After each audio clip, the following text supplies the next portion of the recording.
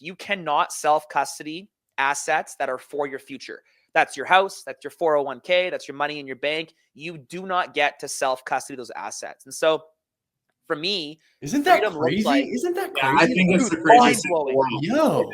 It doesn't matter what it is, even a Pokemon card at some level. It's like you don't really own it because they could just go print them. So like there's 100%. nothing in the world you can own. I mean, it's all trust. And it's very interesting. I was listening to I think it was Patrick Bet David. He had Michael Saylor on recently, and he was talking about it's 2024. Like, if I own Apple stock, why can I not have self-custody of that? And, maybe I'm hanging out with the boys on a Saturday night and I want to like give some Apple stock to my friend. Like, why can't we do that? And why can you only trade within certain hours? It's like, it's pretty crazy whenever you take a step back and you're like, wait a minute, what? And then he went on to pump XRP, but please. I mean, I just can't with it. But, it's a concept that you can see how deep the fiat system is, and you can see that money is so far removed from us as individuals. And you have to imagine, like, go back 500 years, you have to think that storytelling and history making was removed from individuals. And what happened? The printing press. And once the printing press came out, I think it was on Rogan, they were talking about the history of the printing press and how, like, the church was trying to ban it. They were barging into people's homes and destroying these printing presses because the centralization of power that came from history making was currently being decentralized. And it was this ugly part of history that we don't really get taught about. No one really learns about. But if you go through enough kind of, stuff, you can fill in some blanks and understand that was a power struggle going on. We have that same power struggle. And what's the best way to keep people in line? It's tell them their money's only good from 9 to 5 on business days, right? Tell them that they can't trade. Tell them that they can't use their money unless they go through a centralized service to then reap the value. Because once you reap the value, now we're going to get our cut as the government. We're going to be able to tell them what our cut of the government is at any point in time. In Canada here, we've just had a reclassification of capital gains. So you're taxed at a different rate now on capital gains than you were 2 years ago. That's garbage. Like, the fact that we live in a system that is so centralized, but that everyone says, I own Apple stock, right? I own XYZ stock. And you don't. You just don't get to own it. You get price exposure to it. And as long as you fit the mold, listen to the regime, and play nice, and they're open, someone's going to answer the phone, then you can participate in the value reap from that. And you don't get to before that. Bitcoin completely changed all that. And so us on a mission to enable independence, it's like Bitcoin and self-custody. And that's the move.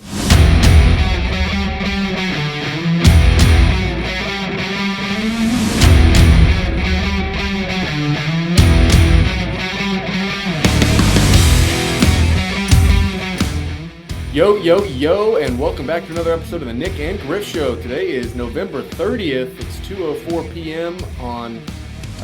We're in 2024, almost wrapping up the year. I can't believe how fast it's gone by, but happy Thanksgiving, Griff, and to all the folks that are listening. What are you thankful for, man?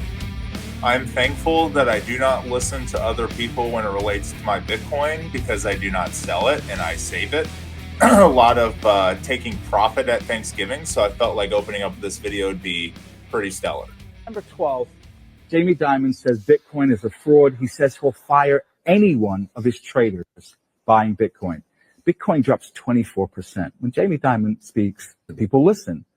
So that weekend, we found out that the largest buyer of a Bitcoin fund that's in Europe that buys physical Bitcoin, right? The largest buyer was Morgan Stanley and JP Morgan. And that's not illegal. So everybody I talk to at Thanksgiving usually listens to Jamie Dimon. I'm on Bitcoin Twitter, so I don't listen to Jamie Dimon.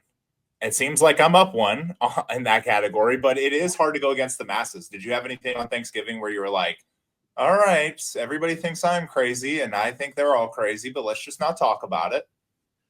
You know what's funny? So last year, people were like, "Oh man, how you feeling? You doing all right? You doing okay, bud? You doing okay?" And there was a lot of that talk. Nobody said anything this year, other than my grandpa. I told you I was talking to my grandpa, and he was like, I've got some cash in a CD. Do you think you could help me figure out some of this Bitcoin stuff? And I was like, you let me know what you want to do, and we're going to get it figured out, Grandpa. Yeah, But other than that, man, nobody said anything. I just kind of kept my mouth shut, and I was like, I'm just not going to say anything. Yeah, I think like the number one thing is that people just don't understand how big the ecosystem is and how many things are being built within Bitcoin. And that fact that it is really the whole system. If you have the communication side of money, and then you also have the energy side with mining, that basically means it's the whole system. So Bitcoin is the system, and it takes a lot of people a lot of hours to try to understand that. And a lot of people are not going to put in a lot of hours, but we're bringing somebody on today, I believe, that is very good at educating people on Bitcoin. So maybe he'll help us with our next Thanksgiving talk, but I'll let you bring him out. I think absolutely. Yeah. Without further ado, Adam O'Brien, how are you, sir? Happy Thanksgiving.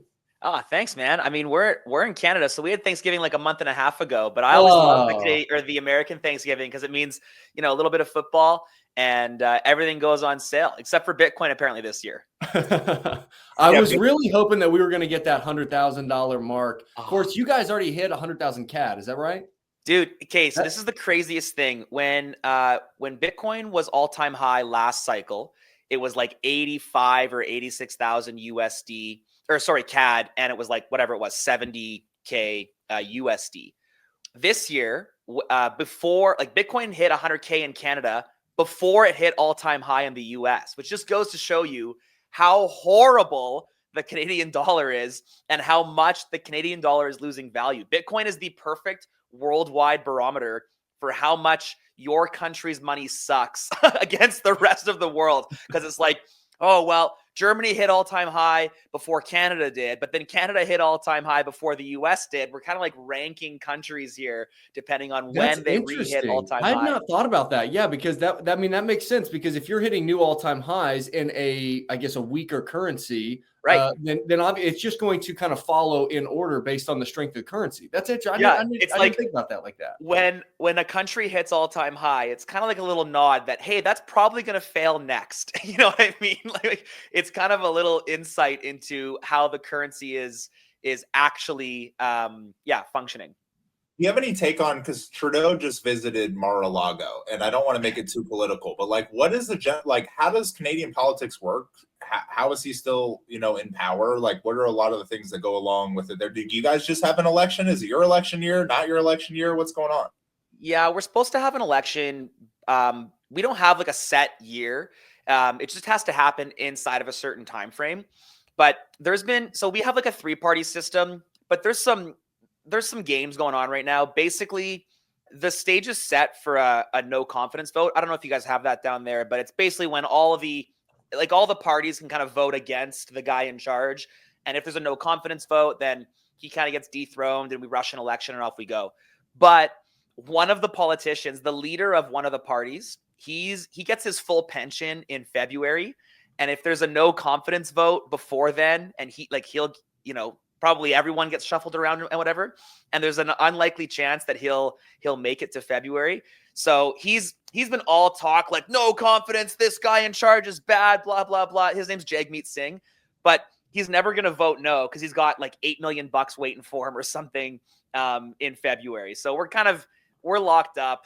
It's just all centralized garbage communism here in Canada. It's pretty tough. Do you spend a lot of time in the States? Do you have any cities that you visit for majority? I like Arizona a lot. So I go to Arizona a couple times a year. My son and I typically go down once or twice a year just to kind of hang out a little bit. But other than that, we go, my wife and I love going to Disneyland. So maybe we'll go to Disneyland once in a while, hit some roller coasters. But we've been actually over the last few years traveling more to I've been to Guatemala recently, Costa Rica. I was in El Salvador earlier this month. So just kind of, checking out the Bitcoin circular economies is a lot more fun, in my opinion. That's where I was getting to. America's boring nowadays. I watched your video. I thought the El Salvador video was so cool. I really thought it was funny, though. Is there a real estate opportunity in El Salvador? Because it seems like there's some Airbnbs that are not so nice, and then there are some that are pretty nice. How do you see the adoption going on there? Just kind of touch on it, I guess, a little bit, but your video is really good. If anybody wants to check it out, it's like his pinned video right now was your trip to El Salvador. Pretty Yeah, intense. thanks, man. It's funny. I like Julian, like I work with Julian at Get Based as well. We co-founded that earlier this year, and so he's the wizard. He just like he's on the other side of the camera, and I'm basically just talking to him. He's asking me questions, then he figures out how to put it together and make it into a nice video. But is there a real estate opportunity? I think probably. The guy told me. I went. Luke Broyles set up this Bitcoin boot camp for about a dozen guys. And they were on this house on the water in a little tiny surf town or undeveloped town or whatever. And he told me that he's probably up about 50% on his real estate there over the last couple of years, which is like pretty substantial. But I'm bearish personally on real estate. Like the opportunity cost against Bitcoin is pretty tough. I also don't know that I want a job in El Salvador managing an Airbnb. Like not that the culture is bad. Everyone there was working hard, but it's like, I'm messaging. So the Airbnb, the first one that I went to, it was owned by someone who kind of splits time in Chicago. And so I was messaging them, and then they put me in touch on WhatsApp with their like caretaker, house taker kind of person who didn't have very good English. And just, I was messaging them at like nighttime. I was just imagining myself, because I went there too, like a serial entrepreneur and excited to, change the world and whatever. But I was kind of like, let the hotel stuff to the hotel people. Ultimately, I think the play in El Salvador is like a boutique 12 to 15 suite resort, like, top drawer food, top drawer coffee, on the water, surf lessons, like the whole bit. I don't know. I'm bearish on Airbnbs and real estate against Bitcoin, though. I'm bearish on everything against Bitcoin. It is funny though. My Thanksgiving conversation over here was really like, man, like that's life-changing money. Like you could buy homes, like you could rent them out, you could do whatever. And one of my big things is that I think the dollar and what people have kind of figured out in the arbitrage of interest rates or having somebody pay off your mortgage. And obviously we don't need to go down all the math and why I don't really feel very strongly about it. But America has turned into like a country of landlords. Everybody's got like an Airbnb. Everybody's got a second home, or they're selling it, or they're like day trading homes. Is that similar in Canada? Is that going on there too? Yeah, there's lots of that vibe. Like the end all be all still is I got to get a house, and then you go from your starter home to your single family home, and then maybe you get a second property as a rental unit. That vibe is still prominent here in Canada. We don't. I mean, we're not really. I live in Edmonton, which is one of the major cities in Canada, but it's certainly not a destination city, not like Vancouver or Toronto, certainly. Even Calgary is a bit better. And you can see it in our real estate prices. Like we live in a home. I was, Nico from Simply Bitcoin was up visiting a little while ago, and he looked at, he was like at the house and whatever, looking around, and he's like, dude, how much did this cost? And it's a modest home. It's like not too bad, less than $1 million. And he's like, this would be $20 million in Miami. And you can just see how like our real estate prices are affected by the fact that we live in frozen tundra and we're, there's not a lot to do here. I think it's less of an investment vehicle, more of a savings vehicle that I find. Houses pricing still go up, but before we get too far into some of the Bitcoin stuff, because this obviously shapes our worldview so strong. Once you dive into the Bitcoin world and you start learning all these things, it shapes your worldview significantly. So before we get too far down, how long have you been in Bitcoin? How did you come to find Bitcoin? And then tell us a little bit about kind of your journey in starting Bitcoin well. Yeah, so I found Bitcoin pretty early, and I was young. It was in 2013. I was like 20 years old. Bartending away, just kind of surfing the web, and heard about Bitcoin, and it was about to hit $100 at the time. And like everyone, when they find Bitcoin, it's like, this Ponzi scheme scam. I'm going to be the hero and show everyone that they're wrong. And so back at that time, like there was no, there's Bitcoin talk, obviously, and then there was the IRC chats. And so I kind of dove into the IRC chats, keyboard warrior style. And then it's like, oh, hey, decentralization. Oh, yeah, that seems pretty good. Oh, wow, economics, history of money. Yeah, I guess that kind of makes sense there. It's like censorship resistant. Why would I need that? I live in Canada. And it's like, the more you dive down the road, the more Bitcoin makes a pile of sense. And then it hit $100, and I was like, well, I'll go buy a Bitcoin. So still, like, no exchanges at that time. There was two options. It was wire money to some Russian bank to like go through this weird back alley route, or a literal back alley in Edmonton. I found a guy, so opted for the back alley experience. It's like, not a nice experience. It wasn't it was just a bunch of nerds and drug dealers in Bitcoin at that time. So I got the drug dealer experience, and kind of from there started being just the guy that didn't give people the drug dealer experience. I'd meet them at Starbucks or McDonald's. We'd have ice cream, chat about Bitcoin, sell them Bitcoin, blah, blah, blah. Then I bought a Bitcoin ATM, and we were the first Bitcoin ATM in Alberta, and then expanded that out a little bit. And before we knew it, we were, one of the larger Bitcoin ATM companies in the country. And then, it was around kind of that 2019, 2020 mark when I started realizing that Bitcoin was so much more than just a good savings tool. It was more of a freedom tool. And like I am, and I'll make this claim boldly, I'm the most debanked man in Canada. I've been shut down from every bank in Canada. We have this small subset of credit unions that all kind of filter into one of the banks. And, they kind of have a little bit of jurisdiction. And so I've been banned from most of those too, but there's one that's given me a checking account. And so, I can't say I'm completely debanked anymore, but at one point I was. And then I realized like, hey, all of my efforts, all of my time, my value that I have is subject to my participation in the regime.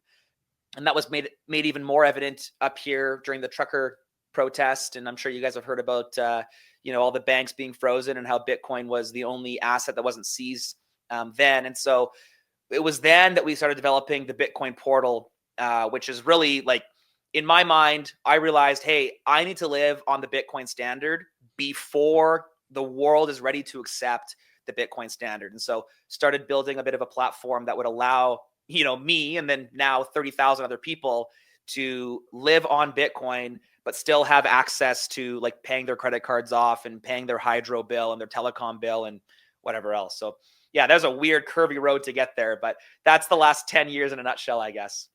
No, it's pretty cool. I mean, so how quickly into that road did you become pretty evangelistic about it? Like, because you were saying that you were the guy that was going to save people. So were you telling people to not buy Bitcoin there for a little bit and then it like flipped? What was the aha moment for you?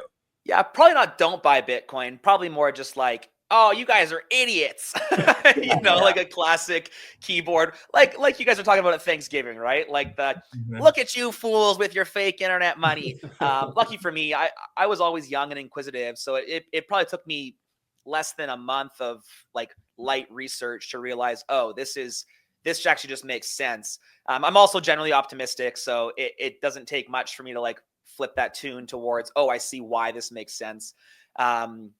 But I was definitely like the first in, like I had no meat space peers, I guess, that I was talking about Bitcoin with.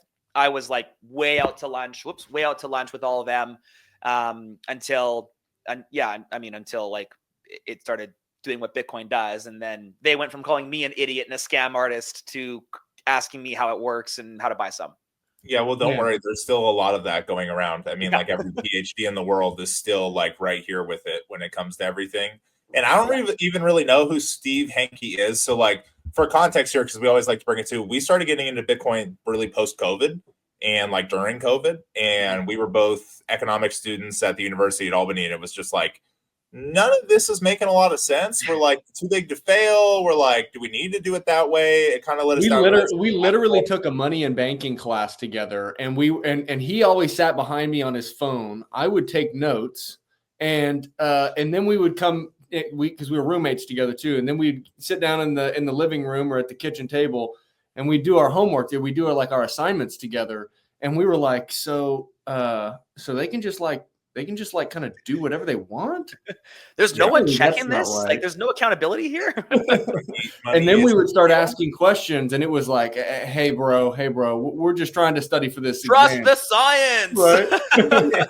It was always pretty crazy. But you talk about being debanked, and now on Twitter right now, there's a whole like run back of what was happening with like A16 and Mark Andreessen and whatever your thoughts are about him. Why is this so challenging? Is it like you just go to, in a bank and you're like, hey, this is what I do, or this is where I get my money from? And they're just like, yeah, we're good. We're just no bank account for you.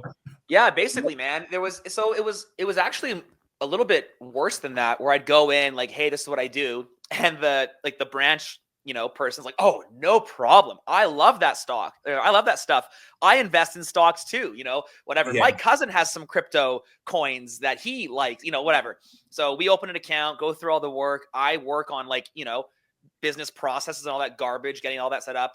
And then anywhere from 4 to 8, 10 weeks later, I got a letter in the mail that's just like, nah, debanked, too risky, whatever. And so I would then go to the bank and be like, hey, what's with this? Like, I thought we were good, whatever, your cousin, like whatever it was going to be.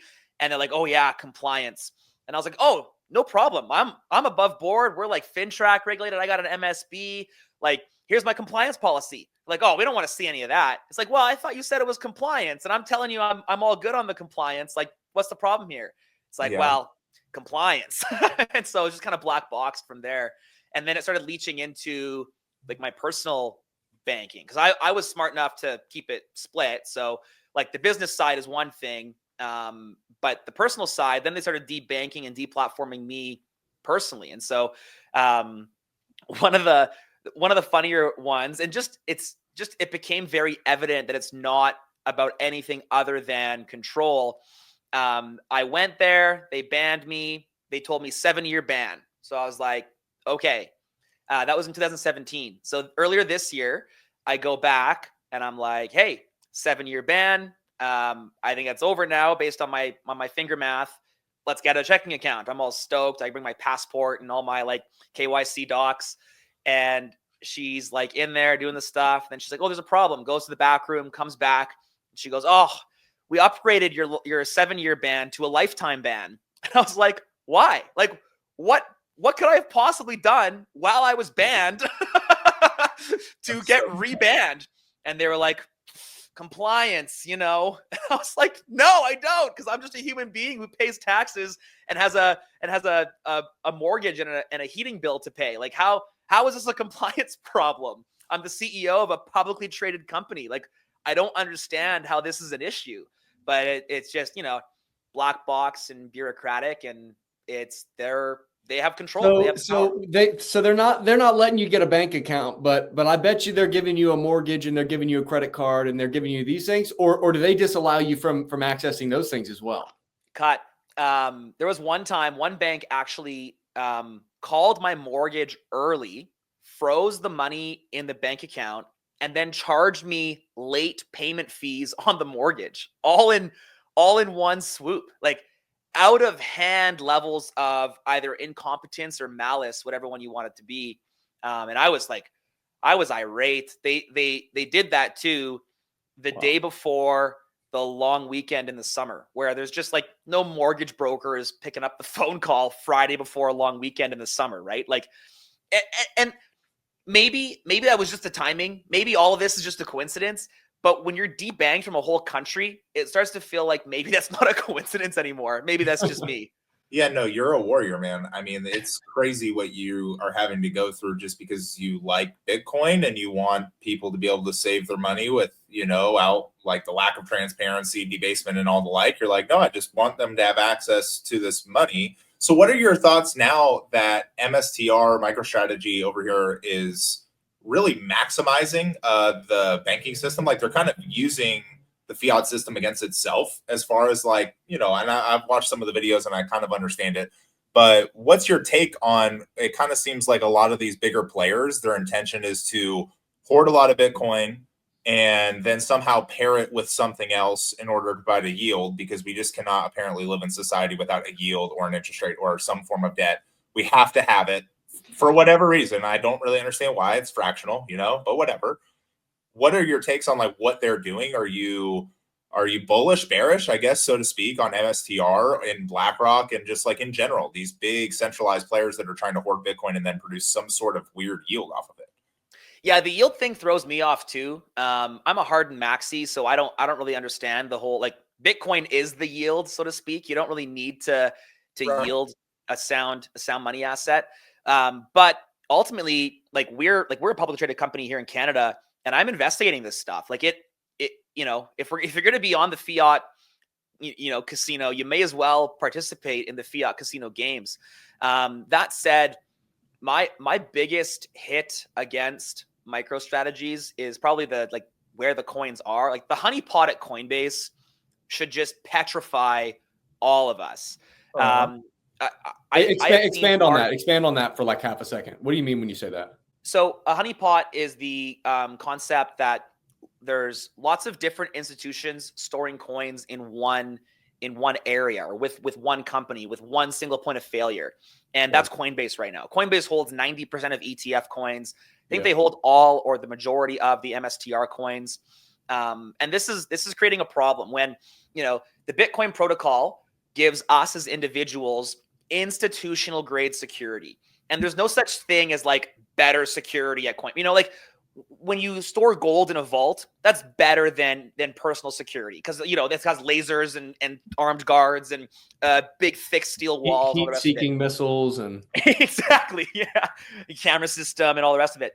But like the Bitcoin protocol, it's all the same. If you're Coinbase or if you're Adam O'Brien, you get the same Bitcoin protocol, the same levels of security, the same air-gapped cold storage wallet, and so all of those coins are subject to employee incompetence, employee malice, honeypot attack, government seizure. Like, look, sitting beside or behind me right now is this.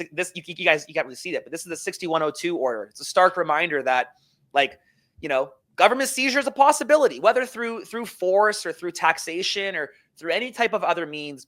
Government seizure has happened and likely will happen in the future. Maybe not our future, maybe not our kids' future, but certainly there's zero opportunity for governments to seize my coins.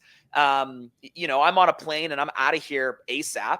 But if my coins are sitting in Coinbase through MSTR, that can be cut because you can get on a plane, but you're not bringing your MSTR stock with you, right?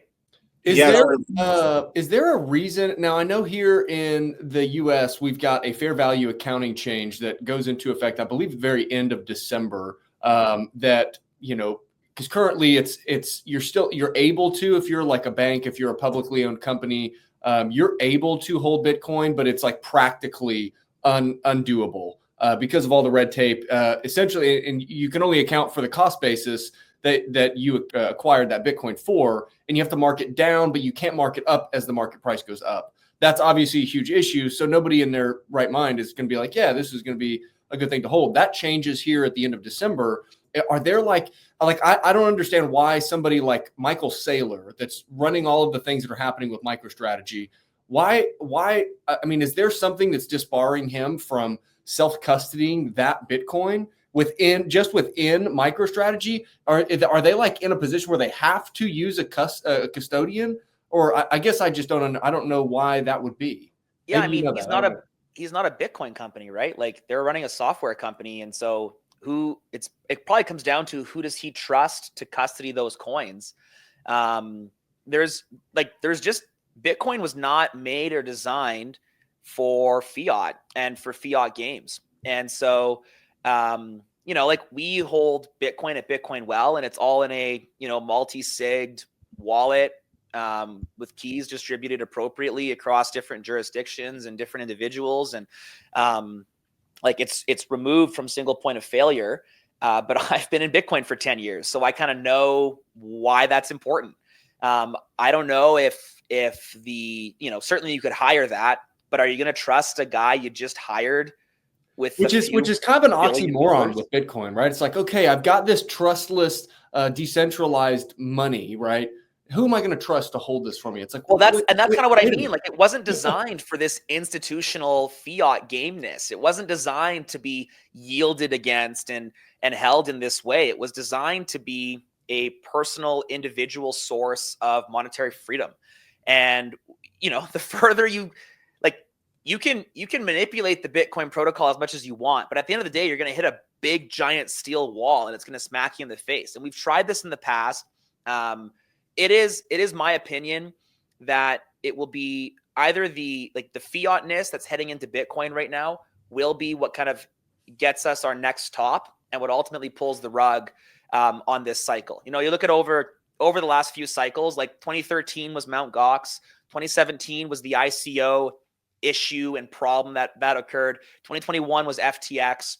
Like, this is the era of it either being the government or, these massive institutions that kind of rug the system. And that's what's going to set the top and ultimately cause Bitcoin to crash another 60 to 80%, like it always does every epoch. Yeah, I feel like that's what a lot of Bitcoiners kind of have to weigh when it starts going up, because we've been a part of half of a bull run, kind of. We weren't really making a lot of money out of school yet. We really didn't understand a whole lot, to now where it's like, all right, like we're in it with everybody else. And every single time, I mean, from last cycle to this cycle, quickly everybody's like, there ain't going to be a crash anymore. These players are too big. These players can't crash. These can't whatever. And I think it's interesting because without even looking, I could have guessed it. But the major stakeholders right now in MSTR are Vanguard, Morgan Stanley, and BlackRock. Yeah, go figure. So they are definitely all trying in some way, shape, or form to use Coinbase as this FTX-like exchange. And do they have all the Bitcoin they say they do? Do they not? I kind of, early on, I was like, what seems to be interesting this time is how good is Bitcoin at calling bullshit? Because it will be interesting. I'm not saying that these players aren't big enough to run this game for a long time. Ultimately, even switching Bitcoin to the World Monetary Reserve, all they got to do is convince some governments that they already own. They're like, hey, this is a much better future, whatever. And if they buy a lot of it early, a lot of our fellow plebes and the ones that don't own Bitcoin yet are kind of screwed, because they're just going to be earning Bitcoin. They're not going to be able to save in Bitcoin as effectively as we did. It's just so interesting. But I guess the major question here is, can they use Bitcoin like they did gold and start a central banking system, and then at some point default on all the gold that they don't actually have and tell everybody to go F themselves? And is it going to be more of a national future, or is it going to be more transnational corporation future? Like, what are nation states going to be like? It's just going to be super interesting. But yeah, man. Just quickly on this, we did a video about a month ago about the difference between corporatocracy and socialism, and this concept of corporatocracy, where it's kind of the guise of business that's really just a funnel into, like, you look at lobby groups growing over the last 25 years or so, and it looks like businesses, large businesses, certainly social media businesses, that was, as we've seen, being a mouthpiece for the government. It looks like Amazon, big food, big pharma, these kind of massive corps are just basically arms of the government at this point. And that corporatocracy future is, I think, what you're kind of describing. Absolutely. Now, if those corporatocracy institutions are going to own a big chunk of Bitcoin, there's a good shot that the government kind of nationalizes or seizure through its national force. And I think that would be a net negative for Bitcoin, personally. Yeah, I think it would almost lock us up like for a century. I mean, however long they can run the game, right? And I mean, Bitcoin as a store of value, a reserve currency, a unit of account in a lot of senses, serves a lot of purposes. Maybe that world's better than the world we live in today. Maybe. I didn't get in this to take trade-offs, though, so I'm just wondering why so many people are already ready for like the number to just go all the way up and to the right. And for me right now, I'm like, I really hope there's another crash. I mean, like we stacked pretty hard last time, but we're always hoping for the crash. Yeah. And can they manipulate the price? Like all these different things they can do with it. I don't know. Is Canada talking about doing a strategic reserve, or are there any politicians? I'm sure there's lobbying groups. There's always lobbying. Yeah, who's the other guy, the conservative guy? I forget his name. Yeah, Pierre Poilievre. Yeah, people are up and down on him on Twitter. People like him, then people hate him. It's very interesting. He's a good mouthpiece. Him and I have like chatted about Bitcoin. There's actually, you can mark it back, and I won't take full credit for this, but I will lay a timeline here for you guys. There was a small group of us that had dinner with him in Edmonton in July, and it was like the Bitcoin talk, like pretty firmly. And it was great because you could tell he didn't understand Bitcoin too much, but he understood sound money and good monetary policy. And we were talking to him about Bitcoin. It was like light bulb, ting, ting, ting, ting. It clicked very quick. He got it. And then, less than a month later, he goes on this big Bitcoin, he's talking about Bitcoin as an inflation hedge, like basically regurgitating stuff that, some of us were saying at dinner. And that was great. And then Bitcoin, does its thing and goes on a bit of a tumble. FTX rugs and Bitcoin, tumbles. And, the opposition starts attacking him. Look at this idiot talking about Bitcoin, blah, blah, blah.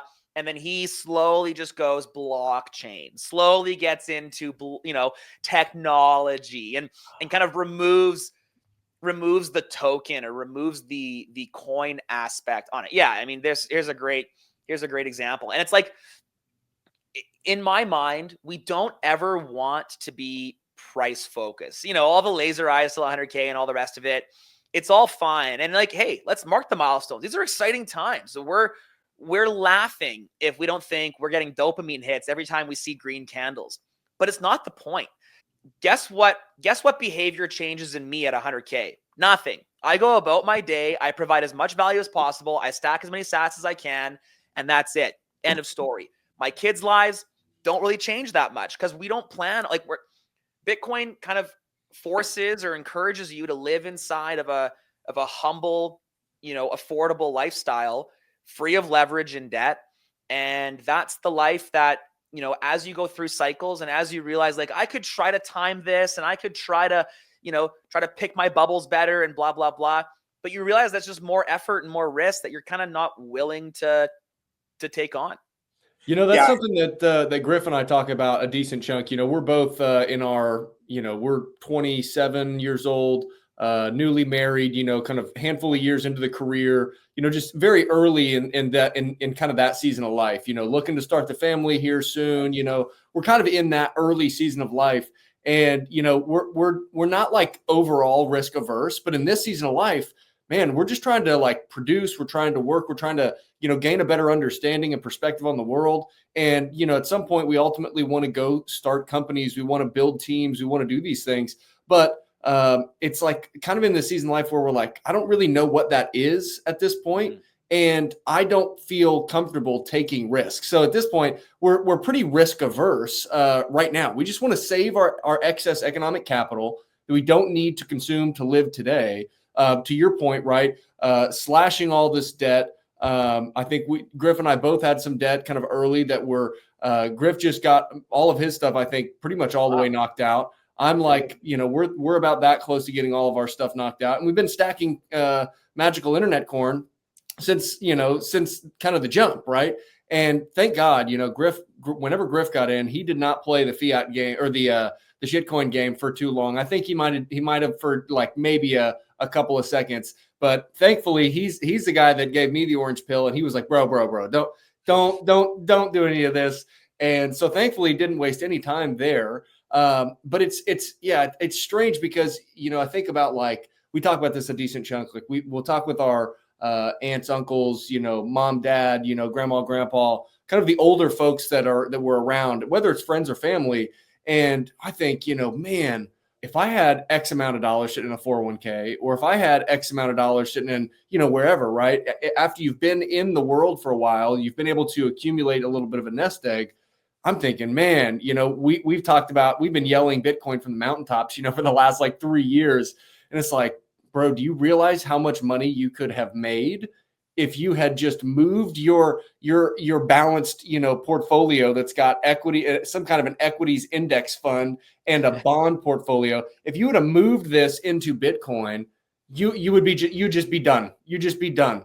Whatever you want to do now, Grandpa, you want to go sit out on the banks of the pond and just fish all day, not worry about anything. You could have done that, but you're still working, and that's not like the orange pill method or the, but like those are like the candid thoughts, right? Whenever Griff and I talk on the phone 3 or 4 times a week, and it's like, man, I cannot believe this and this and this. And right now, to Griff's point, we're kind of we're in a phase now where, I started buying at 55,000. I think it was October of 21. We go up to that like 69 and just crashes all the way down to, $16,000, $15,000. Catching falling knives, right? Just and like man, was I catching shit the entire time. But, once you get in, I want to talk about the Bitcoin Academy here in a second.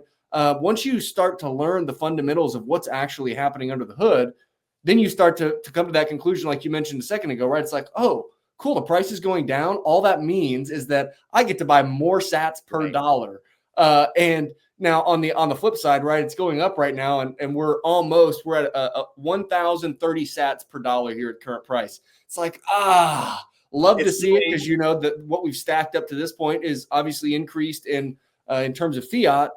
But now every single dollar that we use to buy Bitcoin on a monthly basis is buying less Bitcoin. So it's like, yeah, oh man, yeah, no, it's No, like, it's really, Nick, it's really interesting because from my perspective, I was only in it a little bit before Nick, but I'm just very aggressive on accumulating it and getting to it and studying it. And then we started a podcast on the downtrend. But I would say the top 3 feelings now that it's on its way up, and I'd love to get your take on this because you've helped a lot more people than me. The number one feeling I have when I see Bitcoin going up, okay, to be honest, I was going to say another one, but I'll say number one is actually, fuck you to everybody who's like, you know what I mean? Like that makes me feel like they're trying to make me feel like I'm crazy. So definitely vindication, which is, kind of unfortunate. Number 2 though, is I think about the people who did listen to me and all of them are now like studying it more, getting involved more because they do want to see the price go up. They want to see that gratification. And then I guess number 3, ties in more with number 1. It's a lot of that. It's a lot of vindication, but it's also like, it's really interesting because I don't really care about my stack as much. Bitcoin has significantly changed my life for the better because having more economic opportunity means you have a better life. That's pretty simple. But it's number 2. It's like getting people into it and then having them see this bull run and you going, yeah, I don't know when it's going to stop. I don't know when it's going to start. I don't know what the real levers are. I could give you a few pieces, but how many people have you helped get in Bitcoin at this point? I mean, from 2013 on. Yeah, probably thousands, I guess. It's pretty amazing.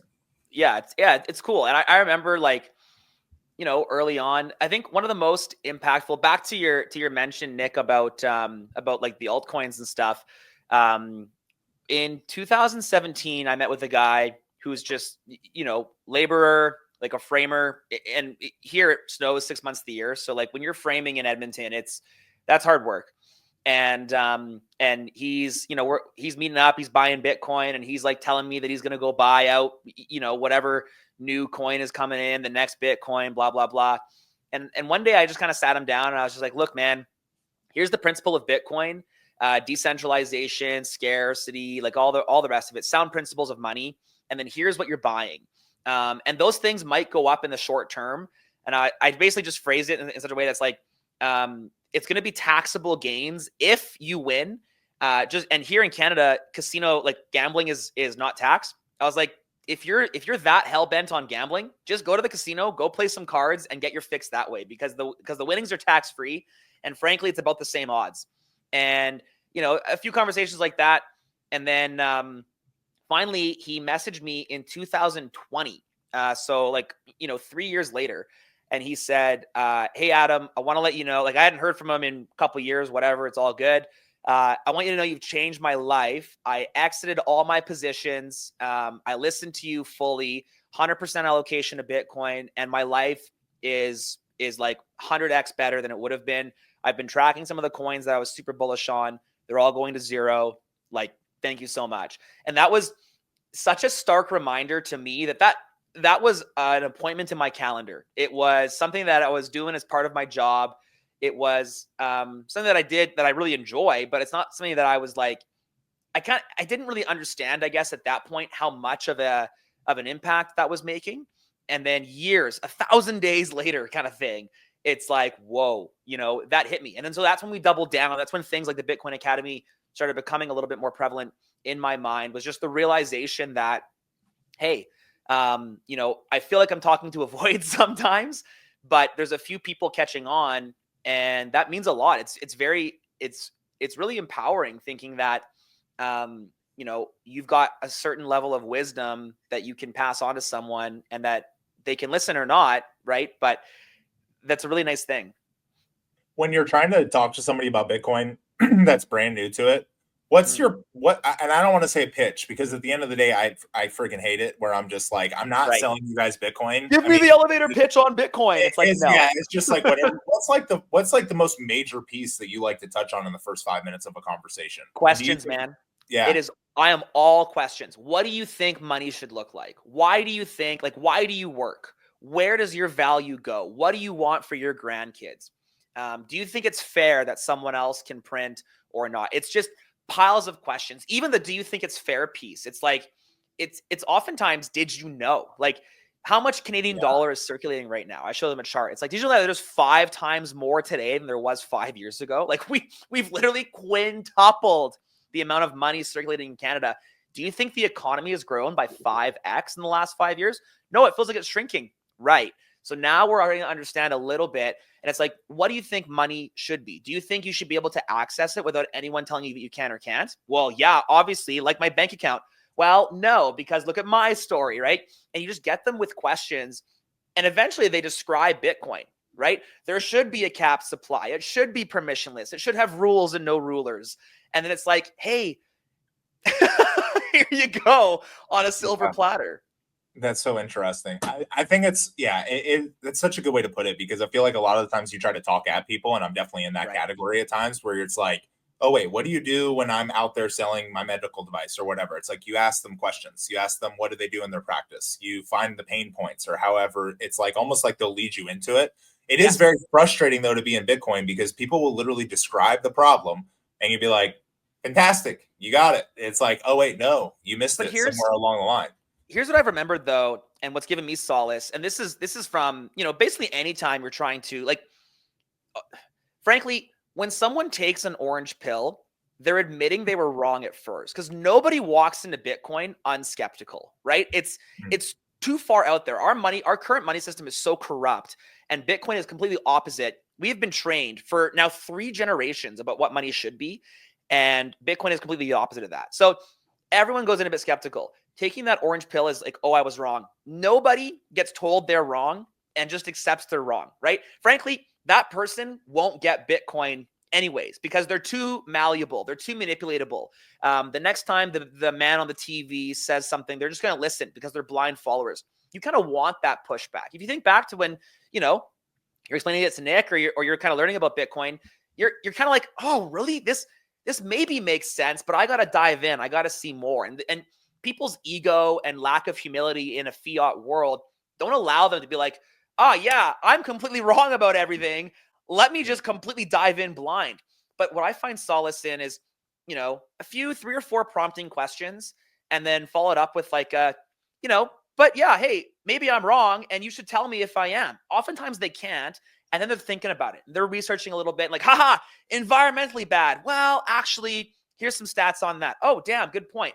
Go back for a few more weeks. Aha, what if the economy stalls because everyone hoards money? Well, let's just build this thought process out. Don't you want to consume with the value that you provide? Well, yeah, obviously.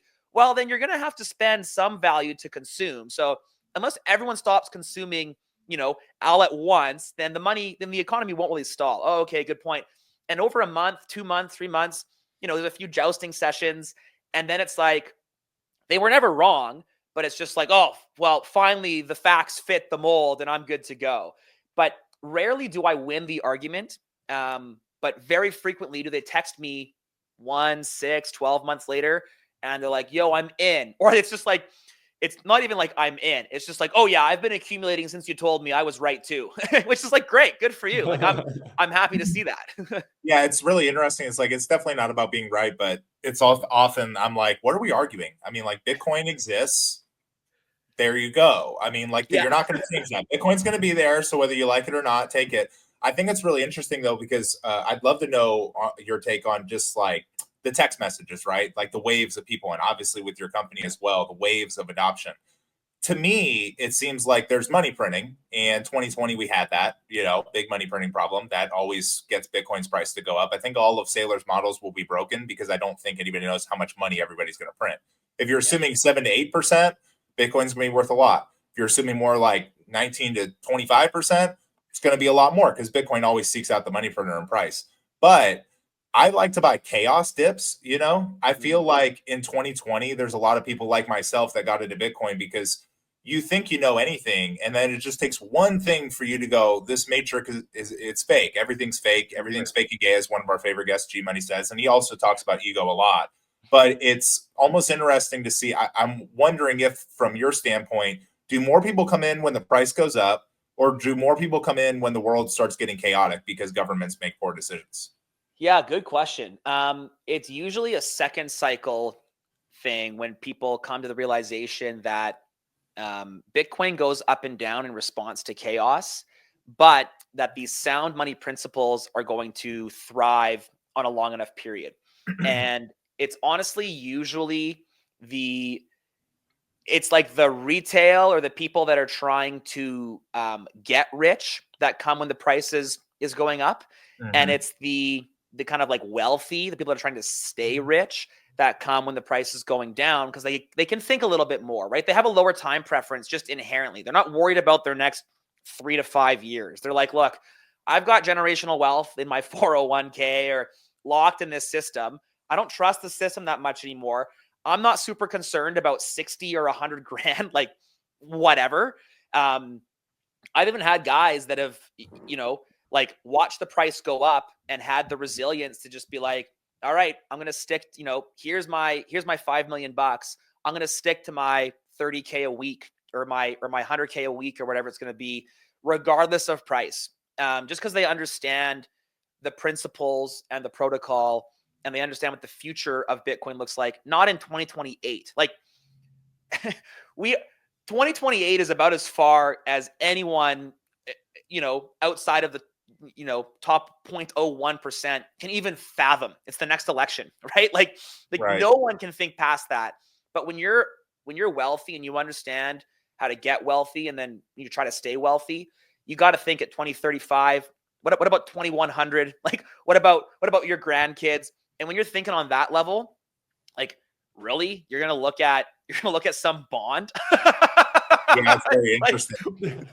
what are you thinking about? It's such a good point, because I literally was just having this conversation with a family member I hadn't talked to in a while, and he knew that I bought Bitcoin. So it's been a while since I talked to him, and then we talk, and it's, oh, you got to take the profit. And I just ask, I go, so like, what am I supposed to like take it in or like whatnot? He's like, well, you can't just sit on it. And I was like, well, I save in Bitcoin. Like Bitcoin is my savings account. I was like, I use other currencies to like buy my stuff, which already I can tell it's like way over his head. Like even talking about money like that is just like already people are like, so what's wrong with this guy? But I thought it was interesting because he was like, well, then what are you going to do? I was like, really, like, my wife's plan and we're going to save in Bitcoin probably at least for another couple halving cycles before we expect to have some really at that point, probably extravagant lifestyle change. I mean, like up until then, like, I don't really feel like there's a point in even looking at your Bitcoin unless you've held it for 10 years, because who knows what's going to happen. I mean, it'd be silly for anybody on here to say like, oh, I know the price is going to go up or I know it's going to go down. I've been there. I've made a couple dip buys that I'm very proud of. I've also made a lot of top buys that I'm like, yeah, well, that's just what it is. I was like, I guess it's not worth the dollars or something. I was like, who gives a shit about the dollars? But I will say this, it's got to be nice being in it from 2013 on, because you bought at a very good time. And here you are building a company. And why do you feel like it almost is like your life's purpose now to just, it's Bitcoin? I mean, like everything you do is Bitcoin. Yeah. I mean, like, it's crazy. I mean, like, you could probably be very successful in other industries. Do you ever think about that? Or is there a really specific reason why Bitcoin for you? I've tried other industries. Like I currently own a gym. I've started a drone store in 2016. I had vending machines. I've been all over the industries. From my perspective, though, Bitcoin touches literally everything. There's nothing on planet Earth, problem or benefit, that I look at and don't say, Bitcoin has or would have a hand in this way. And it's less about the token Bitcoin, more about the mindset and the principle of Bitcoin. And so, yeah, like, you're right. Being in Bitcoin since 2013, I have way less coins than you'd expect, though, because I spent them all when they hit $1,000. Because I was like, oh, 10x. Everybody loves round numbers. Everybody loves round numbers. Totally. You'll say the same thing. Yeah.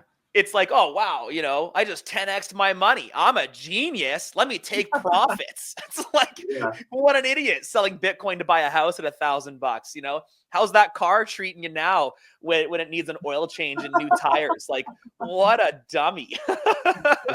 But to your point, like, I've got the luxury of time in this market and the luxury of being, one of the leaders in the Canadian Bitcoin space, which I take on very proudly. And I hold a lot of responsibility there. I think that what I want to do, like ultimately at Bitcoin Well, our mission is to enable independence. That's number one thing. We could do that in many different ways. But the way that we've chosen to do that is by helping people use Bitcoin in self-custody. And self-custody, so the Bitcoin protocol, I think the proof of work tying digital to the meat space that's the game changer, right? And proof of work solves the double spend. That's the game changer for digital money. what Bitcoin, the token, did for value is self-custody.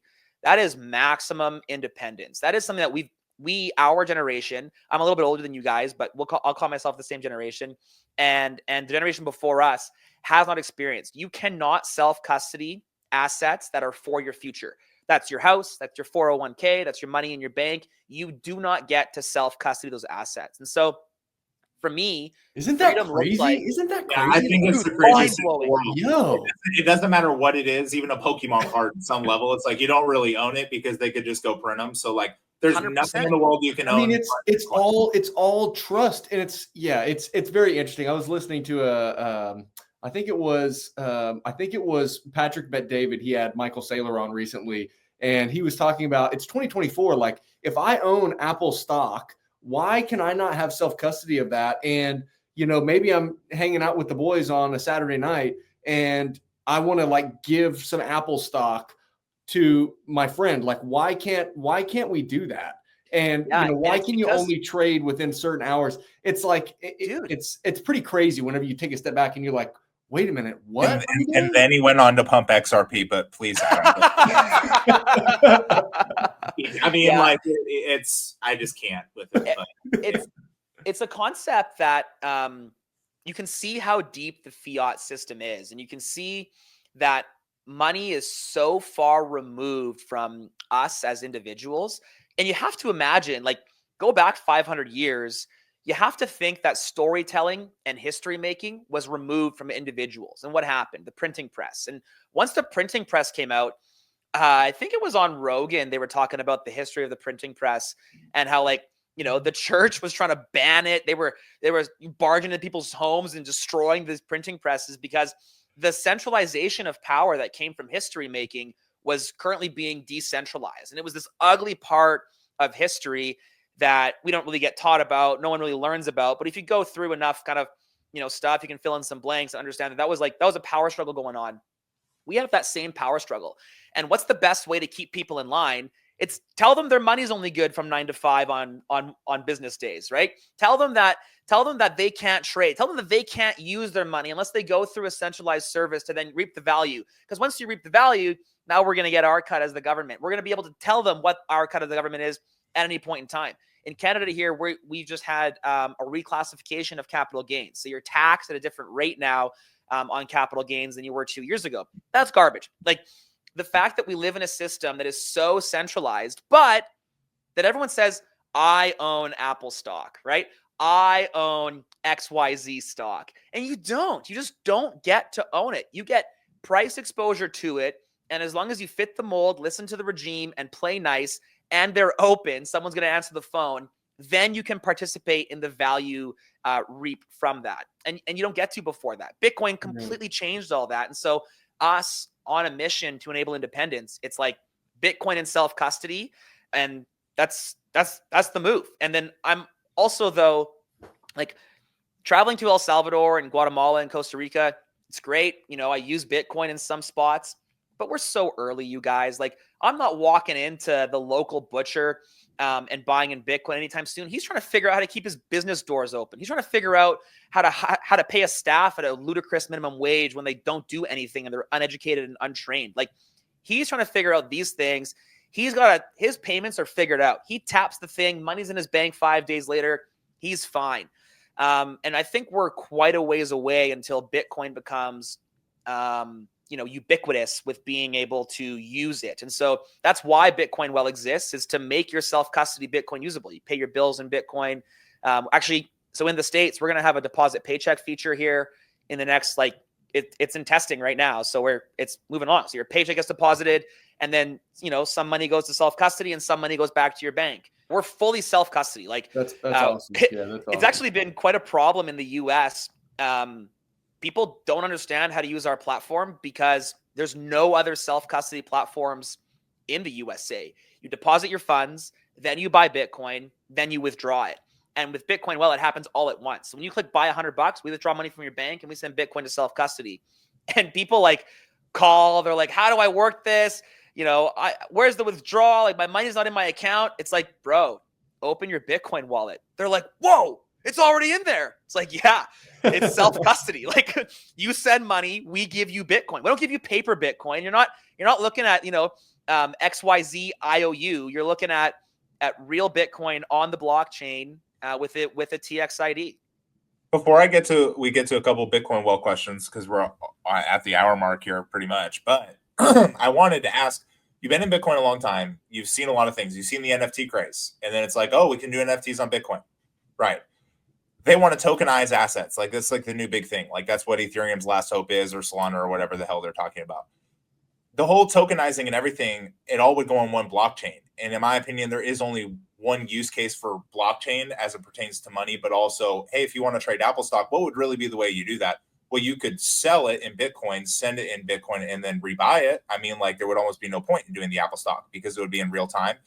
Do you see any crypto out there, any use case, anything that is currently being developed that will stick around? Do you think there's anything to any of them at this point in time? Stable coins included. Yeah, so stable coins on an international level, I can probably understand. I know that moving money around the world is very difficult. I know this because I live in Canada, and when I got to send money to the USA, it's a nightmare. We're working right now trying to get gift cards live internationally, and we had to fund a bank in the UK, and it's been 3 weeks and the money's not there yet. Like, it is a complete nightmare. That said, like, do you need a stable coin or do you just need Bitcoin infrastructure in every spot? So personally, I can probably I can probably be persuaded on stable coins for a short period of time. Every other blockchain or project can probably be handled with like Google Sheets and a webhook. I don't know why you need a token, or it's like if you want to be centralized, like centralized blockchains are pretty dumb because it's Google just inefficient and slow. You may as well just use that. It's free and like pretty good. There's a time chain history on it, and so if you want to be fast, that's the argument, right? Solana, it's like, yes, we're centralized, but we're so fast and efficient. It's like, but you're less fast and efficient than Google Sheets or any other kind of like centralized database. It's like, well, we're safer than that. It's like, well, yes, but Bitcoin is kind of the safest one. Everything else is kind of just stuck in this middle land. It's like Bitcoin, the biggest knock on Bitcoin is that it's slow. That'll be its knock forever. That's a feature, not a bug, because it is slow. It doesn't need to be fast. We don't need our money protocol to change at light speed. We want some time. We want some breaths. We want the BIPs to be reviewed, blah, blah, blah. Everything else is efficient, but it's just less secure and not as efficient as a complete centralization. So in my mind, it's like, what's the point? I don't know that you need these 25 or 30 or 50,000 tokens that we've got. I mean, you've got perfect money that can be transferred at the speed of light on the Lightning Network or through a federation model. Both of those are infinitely better and safer than some XRP token that can be printed at will. What is your thought on, I was thinking about this, Griff, I think we were talking about this last week, and then I was talking about it with another buddy, I think it was. We were talking about how, like right now I go to fill up my car to get gas, right? I go to buy for work. I do a lot of coffees, happy hours, lunches. I do tap to pay. I do a ton of the Apple Pay, like just on my phone. I double tap the lock button, do the tap pay, go to get groceries today, tap pay, right? Like it's all there, right? And the infrastructure physically, the physical infrastructure, that's all there. It's just really a software issue, right?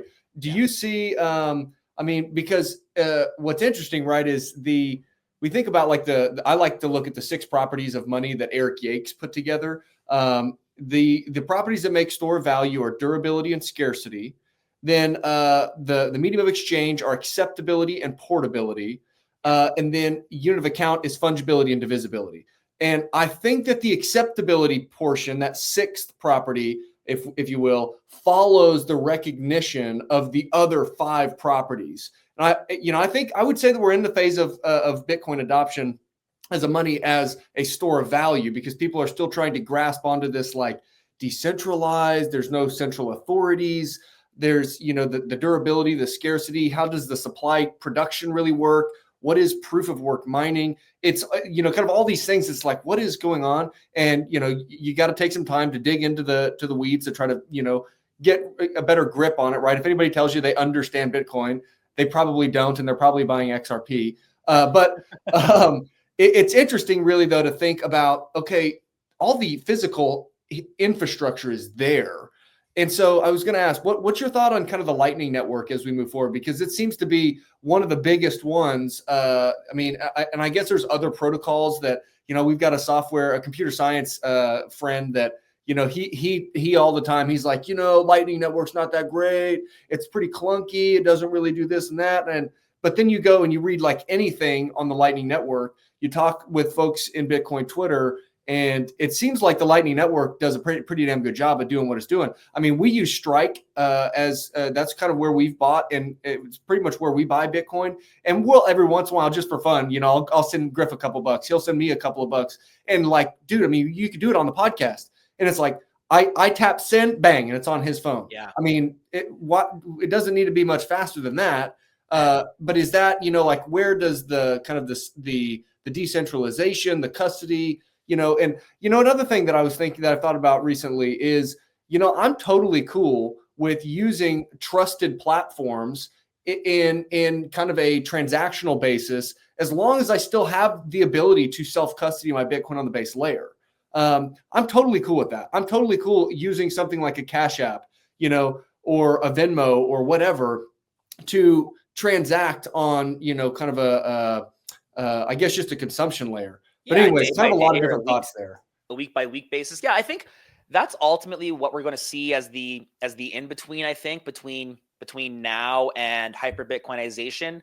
I think you're right. So kind of back to what you said earlier, the businesses that figure out store of value for Bitcoin eventually are just going to accept Bitcoin because it's like, well, I'm taking my profits. So it's like a customer pays me in dollars, and then I take those dollars and I move them into Bitcoin. Why don't I just take Bitcoin, off the bat? So that'll be kind of phase 2. And probably in the next, I think 3 to 5 years, we'll have the amount of businesses that hold Bitcoin on the balance sheet today will be the businesses that accept Bitcoin in 5 to 7 years. And so it'll be tiny, but it'll be there. But as far as consumer level transaction, the Lightning Network is way worse than Visa right now. And I think that's okay because there's less people using it than Visa right now. The reason you and Griff can send back and forth is either because you're using centralization or you have channels back and forth. Both of which are like the channels back and forth is the way that it was designed, and that's working really good. Centralization is a trade-off, but to your point, it's an opt-in trade-off. Right now, we have kind of a non-opt-out trade-off, which is all of your money is centralized, all of your money is subject to failure, and good luck. And what we have with Bitcoin and centralized Lightning is you deposit what you need to spend over the next week, month, whatever. And then the rest is held safely in self-custody. And so not to make this about Bitcoin but like we are actively thinking about ways that we can employ, like I want a card that's not tied to pre-sold Bitcoin, but a card somehow tied to some multi-sig wallet that is going to enable that Visa infrastructure from Bitcoin for hardcore Bitcoiners. Before that, though, like when I go to El Salvador, I use Wallet of Satoshi or CoinOS. Those are two centralized platforms that I have no control over. I have, CoinOS just launched a seed phrase non-custodial function, which is great. They use liquid swaps to kind of, help the on-chain stuff or help the off-chain stuff. But at the end of the day, it's fully centralized. And so what I do is, and we actually at Bitcoin Well developed a swap so you can deposit on-chain and get Lightning out, or deposit Lightning and get on-chain out. I built it, or the reason I was excited for it is because I think stacking in a DCA environment off or on-chain right now is kind of punitive. UTXO management is a bit of a nightmare. And so I prefer to stack off-chain, and then every quarter or every 5 to 6 months, just send in all my Lightning to the swapper and then bring it out to cold storage, and then there it sits. And then when I go to El Salvador, it comes back from cold storage and, or in a small amount, and then into the Lightning Network in a centralized environment. So I'm kind of with you on the opt-in centralization, knowing that It's not a place to store Bitcoin long term. It's equivalent to Yep. money you need or want to spend, money that will be gone due to your consumption in the short term anyways. It's like a check. I think of it like, in fiat terms, it's like a checking account and a savings account. Bingo. Or cash in your pocket. Your on-chain wallet, that's your saving account. And you Yes. may have an opt-in system where, hey, this is where I'm gonna, like, maybe I receive my income here, and then I keep what I need to consume for that month or whatever period, and everything in excess goes down to my saving account, Yes. which is just on-chain Bitcoin. Yes, exactly. And Yeah. I think that's where Bitcoiners need to get. It's like, I get paid in fiat. Most of it stays in fiat because I have expenses that get paid in fiat. My savings get sent via Lightning to some centralized service. And then once I am at a certain threshold that I'm no longer comfortable being in that centralized service, I take it, on chain into what is probably some cold storage that gets stored there until I need to use Bitcoin. I think that Bitcoin as a savings tool is good. The other couple years ago, my septic field broke or something. I don't know. I'm not a plumber, but it was like there's problems with it. Had to dig it up, fix it, pipes, something or another, excavators, dirt, and all this stuff. And it was like, I didn't have enough money in the bank to pay for it. I didn't have a bank. So what did I do? I just got some Bitcoin, sold it, and gave the money to the guy. That was good. It was $40,000. It was a hefty chunk of change. I had to sell Bitcoin to use. The alternative was having literal poop in my house, which I felt was worse. And so I used savings to pay for that. That's how it should be, in my opinion. Yeah, that's how you properly use Bitcoin. I think that is a serviceable function. So being in the States, because I looked up your guys' ATMs. A lot of the ATMs are in Canada, but you guys are coming to the States with some of your services. Why is the Bitcoin well better or competitive? Maybe not competitive, but the thing that I could relate you guys to the most over here is Fold. I've been using Fold for a pretty long time. So what are maybe some of the differences, and why is the Bitcoin well not only the cheapest place to buy Bitcoin and things of that nature, but what else can you do on it? ATMs, OTC. I mean, you guys seem to do it all. Yeah. So yeah, our ATMs are in the US, or sorry, only in Canada.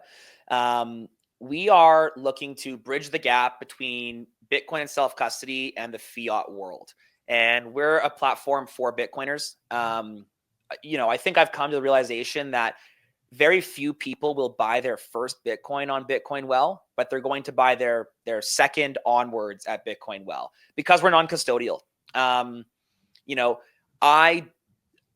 I hold a lot of weight behind being non-custodial. If we unplugged our servers today, there would be zero customer funds lost. The same is not true of any other platform in the US. Not Coinbase, not Swan, not River, not Fold, not Strike. If their servers go down, your coins are gone, or at least, inaccessible until their servers go back up. It's like we have backups and we have this and we have that. It's like, it doesn't matter. The concept is still there. And yeah. I hold very real to the fact that I want no customers. I don't want my head on a platter, if AWS decides to rug the industry. I don't want to be exposed. Like my daughter's life, I don't want her life exposed because I'm holding 1 billion customer funds. We had one of the CEOs of a custodial Bitcoin platform here in Canada just got kidnapped. And there was a ransom for $1 million. And it's like, their press release went out. We have 1 billion customer funds under management, AUM. Look at us. We're so good. And he gets picked up in the middle of the street in broad daylight and $1 million. It's like, I don't want that heat, man. So we're non-custodial first and foremost, but we want to make Bitcoin usable. We want to make the use of Bitcoin very, very easy. And so things like deposit your paycheck, get Bitcoin off platform into self-custody, things like paying your bills in Bitcoin, things like having your mortgage withdrawn automatically, your rent or your car payment or whatever it's going to be. We are a bank account for Bitcoiners, and we're Bitcoiners that are building this. And it's like, I look at these other platforms, less so in the States. I don't know enough about the States ones, but certainly in Canada, and you can tell that they are, they're fiat that happen to be using Bitcoin. We are Bitcoin first. And so some of our stuff's a bit weird because it's Bitcoin first and Bitcoin's anti-fiat. And the way, like I said earlier, like people sometimes have a hard time understanding where the Bitcoin is after they buy it, because they're not used to check. It blows my mind that you can buy Bitcoin and not check your Bitcoin wallet, wondering where it is. Like, that's inherently broken. And so, yeah, we're trying to come in competitively with 1.2% spread. We're trying to make it easy to get Bitcoin in self-custody. And I want to try to push other platforms to be created or transition to being self-custody only. I think it's irresponsible for platforms who know better to hold Bitcoin on behalf of their customers. At the very least, if a customer, you can make the argument like, oh, that's too hard, we'll never get onboarded, blah, blah, blah. It's like, well, they can buy an ETF. If they're going to have paper Bitcoin, there might as well be some regulation around it. But if that's your argument, then partner up with a custodian. Brokerage and custodian need to be different. We have seen far too many incentives misaligned, far too many rug pulls for broker and custodian to be the same. I think the risk of paper Bitcoin, the risk of malfeasance is far too high. And ultimately, like, the single point of failure is AWS at the end of the day. It's like, that's it. And Bitcoin held on anyone else's computer is just at risk to somebody else. And that's unacceptable in my mind. Man, that's really good stuff. Griff, yeah, go ahead. You got something else? Well, I'm just wondering where I can get some BTCW.V, because that's I think everything that he's saying is pretty awesome. How hard was it to take this company public? Yes, I couldn't find it on the Robinhood app. So, like, what are some of the specifics behind that? Yeah, it was excruciating. It took us 18 months, cost us like hundreds of thousands of dollars. Actually, the real number, all inclusive, was $2 million that it cost to take this company public. We were the first non-custodial Bitcoin company ever to go public. And what that meant was explaining to all of the lawyers, all of the lawyers, all of the auditors, and the exchange bureaucrats what non-custodial meant. And they would ask us things like, where do the customer Bitcoin sit? And we would say, we don't hold customer Bitcoin. They couldn't wrap their heads around it. So they were like wondering about, who's your custodian? We're like, we don't have a custodian because we don't hold customer funds. And there was just, it was difficult. It's completely anti-fiat. And so it was tough, but being public is good. Ultimately, it gives us opportunities to, I think, so at first it was for legitimacy. Like, we didn't have a bank account before going public. We went public and then we got a checking account. And that was how I actually got a checking account, was we negotiated that in, that the CEO of the company would have the luxury of a checking account with the bank. So that was positive.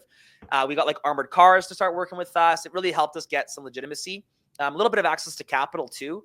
But what I like now is that we get to have our customers also be our shareholders, and we get to kind of share the ride with the customers.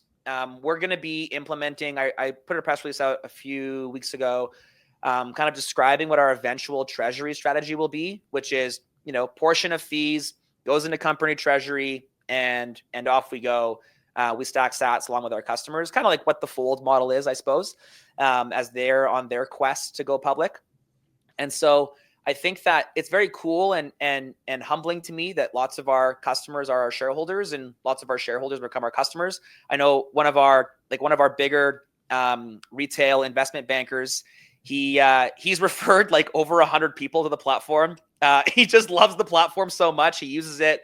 We're on the phone. He's asking me, giving me product insight. It's fantastic. And that means a lot to me. So I think that ultimately, it's good. I think that eventually, on a Bitcoin standard, the only reason it makes sense to invest in a company is because you like the mission and you don't necessarily need the investment to come back on a 10x, but you want to support the future of the world that you want to see. That's how I personally invest now. Like, helping to co-found Get Based was not a reasonable financial investment. Selling Bitcoin to found a media company is like, there's better things, like there's better ways to make money. But I deeply believe in the Get-Based mission to awaken the sovereign individual. And Julian, Issa, and I work really hard to help make content that awakens the sovereign individual. And so I wanted a way to give, like, we've got, we're a small platform still. We've only started a couple of years ago we were Bitcoin ATMs until a couple of years ago, 30,000 total customers, very limited marketing budget.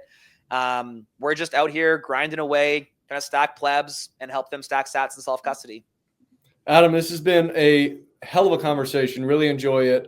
Excited to continue watching your journey. If the people like what you got to say, give them all the links. Where can they go to find everything? Yeah, Twitter in the corner there is great. I'm a NIPO5 maxi on Nostr, so I'm going to give you my NIPO5 verification, which is adam@btcw, the stock.app. If you hit that on Primal or Nostr or whatever, any of your clients, then I'll come up there.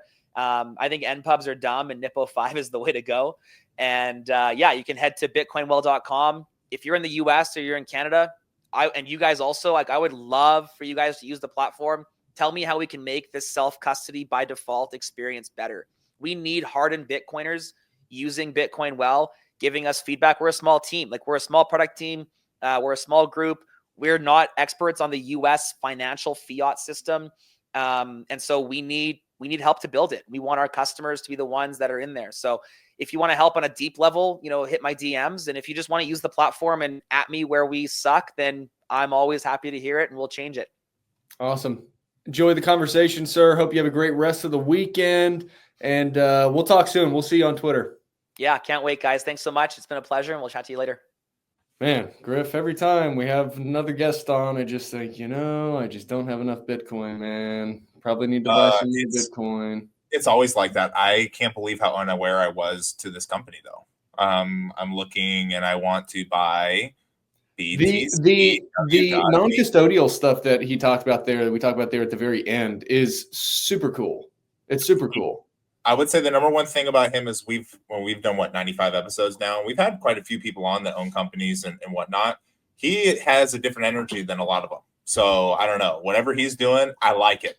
That pretty much would sum it up. Obviously, when we get Bitcoin guests on here, it's kind of interesting with Nick and I because it's a lot of co-signing, which doesn't always make for the most eye-popping content. We don't disagree necessarily enough for a lot of people, unless we put Peter Schiff in our thumbnail on YouTube. All of a sudden, everybody's like, "Oh, now we got to watch that because they're going to hate on somebody."